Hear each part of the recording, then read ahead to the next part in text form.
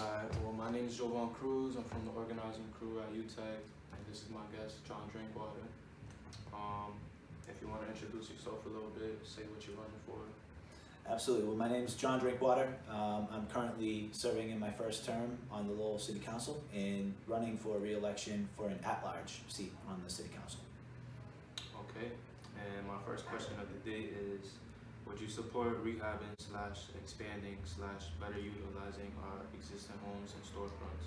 Yes or no? Yeah, absolutely. And particularly, I think of downtown. You know, we do have a lot of storefronts that are currently either empty or underutilized.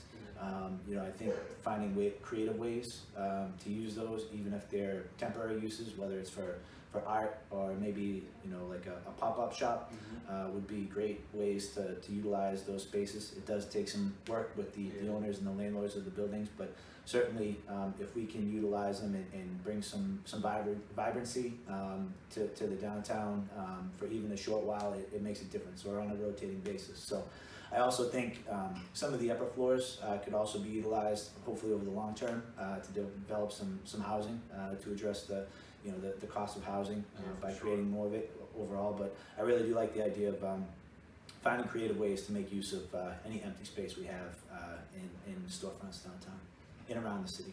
Yeah, thank you. Number 2, is our main street / downtown healthy and successful? Yes or no? If not, what would you do to change that? I don't think it's as successful as it could be or as successful as it needs to be.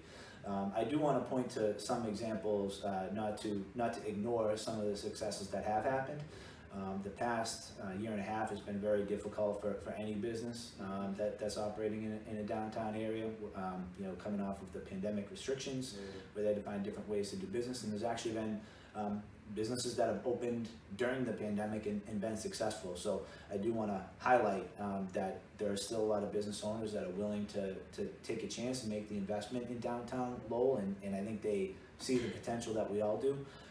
But you know, as the previous question referenced, you know, we don't have all of our storefronts full and, you know, operating the way that they should be. So until, you know, we've done that and made it so that, you know, businesses are you know, competing with each other to get after those empty storefronts, then we still have a lot of improvement we could make. Okay. Number 3, would you vote in support of a motion / allocating from a city budget for incarcerated people who are being released back into society, like reentry work? Absolutely, and this is actually something that I've worked on a bit through my day job with the AFL-CIO. We work on training programs that help facilitate the entry into good-paying union jobs, and we've worked on a couple of pilot programs around the state, reentry programs that have trained people for entry into the building and construction trades. I would absolutely love to see a program like that here in Lowell or here in Middlesex County that can create a pipeline, you know, directly for people from incarceration into a good-paying job, and you know, whether it's in the building and construction trades, like I mentioned, or other you know, other pipelines into careers. I think it's an extremely worthwhile investment. It has been proven to work in other places, and it would be, you know, definitely willing to allocate money for a program, you know, through the city or other funding sources as well. Yeah, thank you. Number 4, as UTEC, we value equality. We as organizers try to decrease racism and violence in the streets. How would you vote on a motion that says racism is a public health issue? Well, this is an issue that actually did come up last year at the Lowell City Council, and I voted yes to declare racism as a public health crisis in the city of Lowell. I felt strongly that the city should make that declaration because, you know, when you look at various inequities that exist in the city, in terms of economic outcomes, in terms of health outcomes among the residents of Lowell, it's undeniable that many of those inequities correlate directly to race and historic inequities that have existed throughout this country, and this city is not immune from those sorts of inequities and injustices. So I did feel strongly in making that declaration to begin to take steps forward and address you know, policy outcomes or policy solutions to begin getting at those problems. But definitely support that statement and declaration. Word. Our last question of the day, number 5. Do you support having our own version of the carrier law? Yes or no? And if you don't know what it is, it's a series of laws that make it a crime for a law enforcement officer to fail to intervene when another officer is using excessive force and also protects whistleblowers.